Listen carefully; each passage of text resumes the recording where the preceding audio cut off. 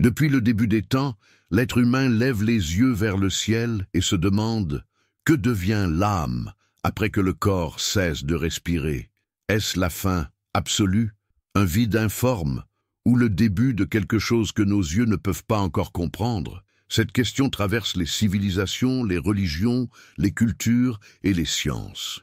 Du sage le plus humble au plus sceptique des érudits, tous, à un moment donné de leur vie, se sont arrêtés devant le silence de la mort et ont cherché à comprendre ce qu'il y a après. Dans cette vidéo, nous allons parcourir un chemin peu exploré, le voyage de l'âme, depuis l'instant précis de la mort jusqu'à 40 jours plus tard, et ce que vous allez entendre maintenant changera peut-être la façon dont vous percevez la réalité pour toujours. Si ce thème vous interpelle, abonnez-vous à la chaîne, aimez et commentez d'où vous nous regardez. À la fin de cette vidéo, vous comprendrez pourquoi peut-être que vous n'êtes jamais mort, ou pourquoi peut-être que vous n'avez jamais vraiment vécu. La première minute, le débranchement du corps, le dernier soupir, le dernier battement, la fin de l'activité cérébrale. Mais, et l'âme ? Des centaines de personnes ayant vécu des expériences de mort imminente rapportent la même chose, une sensation de légèreté, une paix profonde, une force invisible qui se détache du corps, comme si elle flottait au-dessus de lui.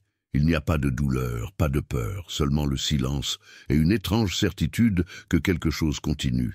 Certains décrivent voir leur propre corps de l'extérieur, observant les médecins, les membres de la famille, le chaos, mais tout cela comme s'ils étaient un spectateur distant. Le corps reste, mais eux continuent.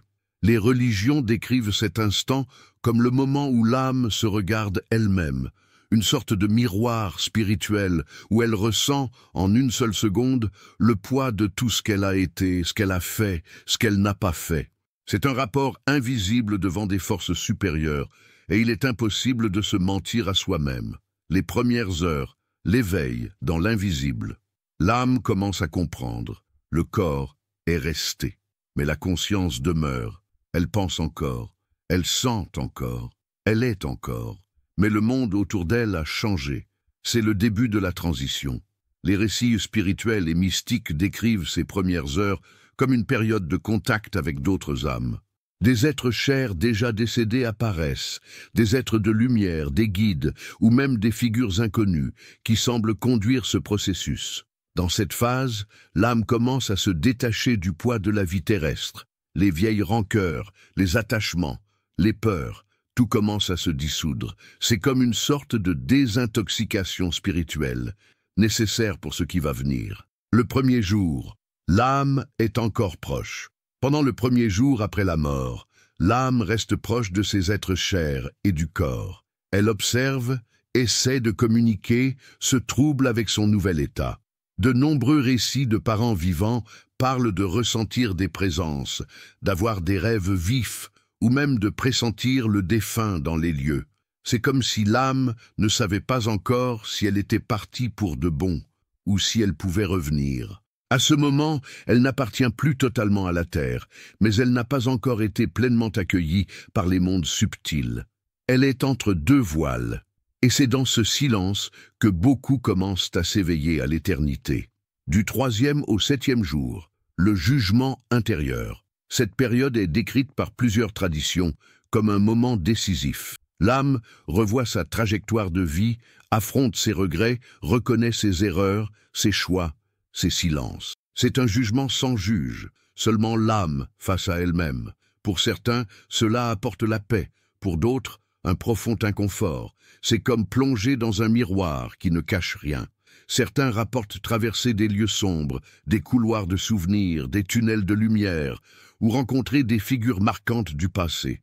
Des guides spirituels apparaissent pour orienter, d'autres pour réconforter. Du 7e au 14e jour, reconnaissance et expansion. L'âme est déjà complètement en dehors de la dimension physique. Maintenant, elle commence à comprendre les raisons plus profondes de son incarnation. C'est le temps de l'activation de l'aura, de la retrouvaille avec des vérités oubliées, de la perception que la vie sur Terre n'était qu'une partie d'un voyage bien plus grand. Les expériences de mort imminente citent souvent des visions de paysages irréels, de lumières impossibles, et un amour indescriptible provenant d'une source universelle. D'autres sentent comme s'ils étaient devant un examen de conscience, où tout est revu avec une extrême lucidité. Le carrefour spirituel, jusqu'à 14 jours. À ce stade, l'âme atteint une limite. Elle doit faire des choix. Certains souvenirs de la vie passée commencent à s'effacer. Les connexions émotionnelles s'affaiblissent. La douleur de ceux qui sont restés ne retient plus, et le grand dilemme apparaît. Se réincarner, s'élever, ou refuser de continuer.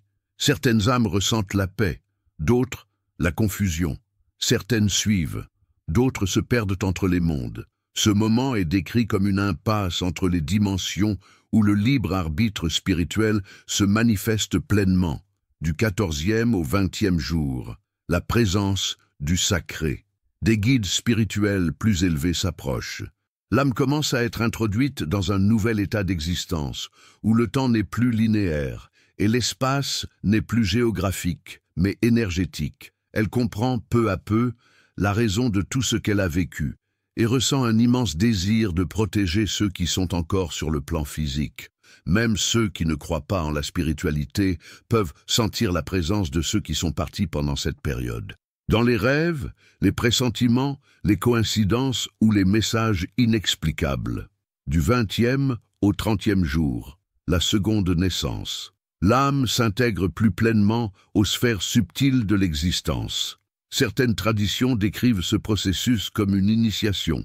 L'âme prend conscience de ce qu'il y a au-delà des voiles, revoit son histoire avec clarté et se prépare à recommencer d'une manière complètement nouvelle. C'est une période de retrouvailles avec des esprits affins, avec des âmes d'autres vies, avec des énergies qui transcendent l'entendement humain. C'est la renaissance spirituelle, du 30e au 41e jour, le choix final. Les 10 derniers jours du voyage sont connus comme la grande traversée. L'âme dit adieu, définitivement, à ce qu'elle a été. Elle rompt les liens avec le monde physique et entre enfin sur le chemin du destin éternel. Ciel, réincarnation, châtiment, libération, chaque tradition a son nom. Mais toutes s'accordent. Après 40 jours, l'âme atteint sa prochaine demeure. Et si tout cela était réel ? Et si la vie que nous connaissons n'était qu'une partie de quelque chose de bien plus grand, de bien plus profond? Les preuves sont encore subjectives, mais les récits sont nombreux, les traditions sont anciennes, les signes constants. L'âme humaine pourrait être bien plus que ce que nous croyons. Peut-être que la vie après la mort n'est pas une fantaisie, mais le prochain chapitre d'une histoire que nous commençons à peine à comprendre. Si cela vous a touché, écrivez dans les commentaires « Je choisis de m'éveiller ». Je veux vivre avec mon âme. Je sais qu'il y a quelque chose au-delà de ce monde. Et souvenez-vous, qui cherche, trouve. Qui s'éveille, ne se rendort jamais.